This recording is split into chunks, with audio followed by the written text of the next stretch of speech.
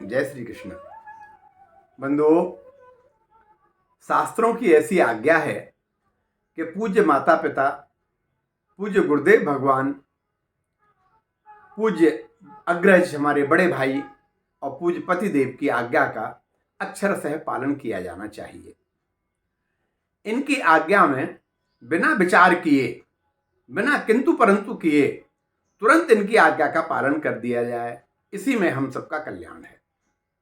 परंतु कुछ ऐसे दृष्टांत भी हमारे शास्त्रों में उपलब्ध हैं जहां पर गुरुदेव, माता पिता, बड़े भाई, पति आदि की आज्ञाओं का उल्लंघन किया गया और फिर भी वो लोग जिन्होंने उनकी आज्ञा का उल्लंघन किया श्रेष्ठ जन, पूज्य जन कहलाए। क्योंकि धर्म के विरुद्ध किया जाने वाला कार्य अधर्म कहलाता है, अर्थात अधर्म पूर्वक जो कार्य किया जा रहा है वह निंदनीय है। हमें उसकी आज्ञा का पालन नहीं करना, चाहे वो हमारा कोई कितना भी प्रियजन ही क्यों ना हो। यदि हमको कोई भगवान के विरुद्ध कार्य करने के लिए प्रेरित कर रहा है तो हमको उनकी आज्ञा नहीं माननी है। आपको ज्ञात होगा, भक्तराज प्रहलाद ने अपने पिता हिरण्यकश्यप की आज्ञा का उल्लंघन किया। पहले उनको समझाने का बहुत प्रयास किया, जो अधर्म युक्त कार्य कर रहे थे उनको समझाया, बहुत प्रयास किया समझाने का।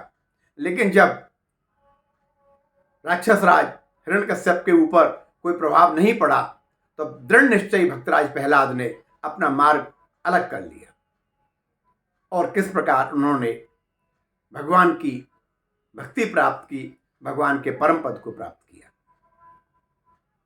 इसी प्रकार महाराजा बलि, उन्होंने अपने गुरुदेव की आज्ञा का उल्लंघन किया।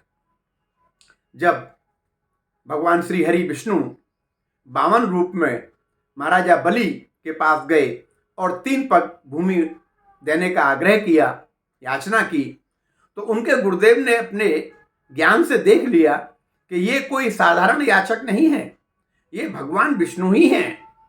उन्होंने अपने शिष्य को समझाने का प्रयास किया कि जो याचक आपसे 3 पग भूमि मांग रहा है वह कोई साधारण नहीं है, वह स्वयं विष्णु है। महाराजा बलि के हर्ष का ठिकाना नहीं रहा, बड़ी प्रसन्नता हुई। उन्होंने कहा, गुरुदेव, जब भगवान श्री हरि साक्षात याचक के रूप में मेरे द्वार पर आए हैं तो मैं किस प्रकार से उनकी प्रार्थना को अस्वीकार कर सकता हूं। इनका प्रत्येक आज्ञा मेरे लिए सिरोधार्य है। ये मेरा सर्वस्व भी मांग लें तो मुझे किसी प्रकार का कोई मेरा अहित नहीं होगा। और अपने गुरु की आज्ञा का उल्लंघन करते हुए उन्होंने 3 पग पृथ्वी देने का संकल्प ले लिया और किस प्रकार भगवान श्री हरि विष्णु ने 3 पग में समस्त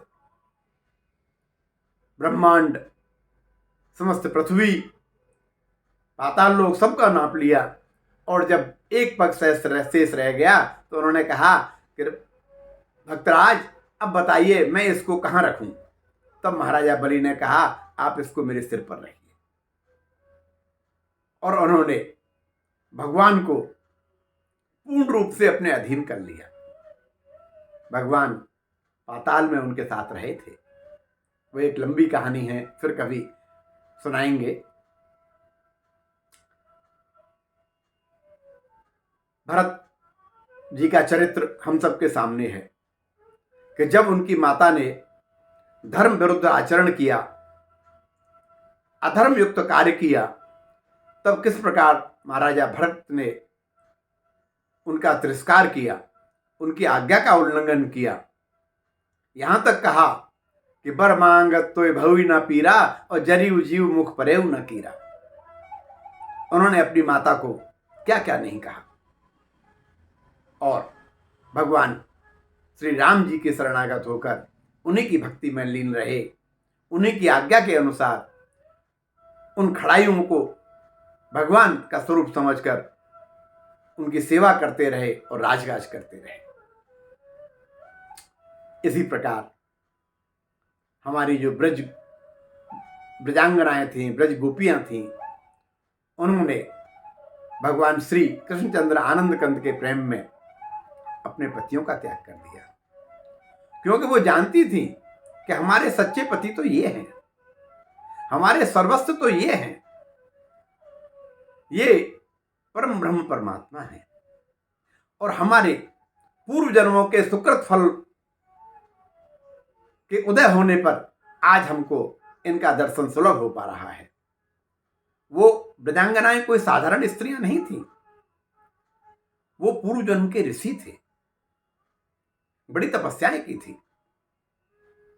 ऐसा वर्णन भी आता है कि भगवान श्री रामचंद्र जी जब पुरुषोत्तम स्वरूप में थे, मर्यादा पुरुषोत्तम के रूप में, तब जितनी वहां की जो ब्रजांग गोपियां थीं, जनकपुर की जितनी महिलाएं थीं, जितनी स्त्रियां थीं, उन्होंने श्री राम जी के स्वरूप को देखकर कहा, आहा, ऐसा वर तो हमें भी प्राप्त हो, ऐसी कृपा करें।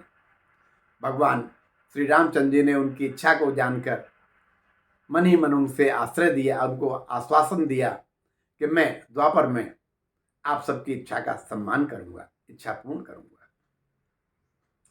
तो बंधुओं, यदि हम देखें कि हमारे किसी पूज्य जन के द्वारा धर्म विरुद्ध आचरण किया जा रहा है, तो हम किसी भी प्रकार से उनकी आज्ञा का पालन न करें। पहले तो उनको समझाने का प्रयास करें, और जब हम अपने कार्य में सफल न हो पाए, न समझा पाए, तो हम अपना मार्ग अलग कर लें, क्योंकि जहां धर्म विरुद्ध आचरण हो रहा है, जहां अधर्म का वातावरण बना हुआ है, वहां रहने पर भी हमारी बुद्धि कुंठित होने की संभावना बनी रहती है। इसलिए उस स्थान का त्याग करना ही सर्वाधिक उचित समय है। तुरंत उस स्थान का त्याग कर दे। बंधुओं, शास्त्र हमारी आज्ञा देते हैं कि हमको धर्मयुक्त रहकर ही, धर्मपरायण रहकर ही कार्य करें। इसी में हम सबका कल्याण है। जय श्री कृष्ण।